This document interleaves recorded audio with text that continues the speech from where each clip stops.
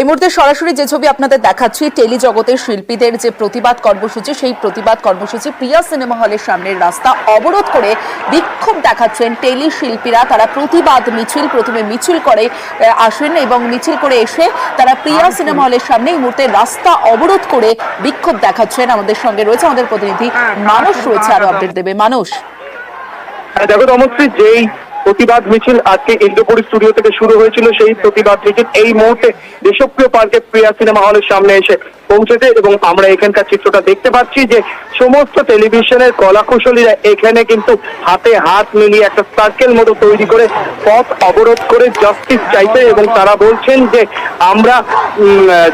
এই জাস্টিস যতক্ষণ না পর্যন্ত পাচ্ছি, ততক্ষণ পর্যন্ত আমরা রাস্তায় পথে মিছিলে এইভাবে নামবো এবং এই মুহূর্তে রাস্তা অবরোধ করে তাদের এই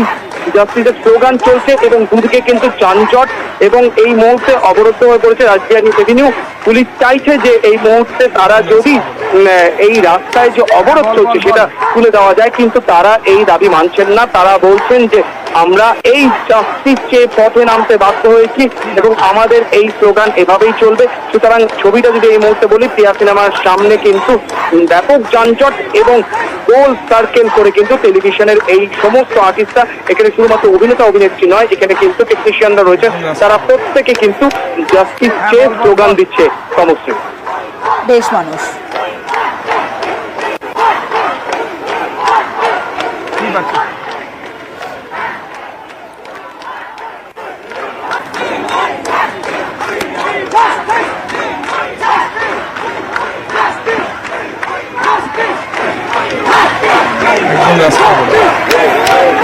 হ্যাঁ বল বল বল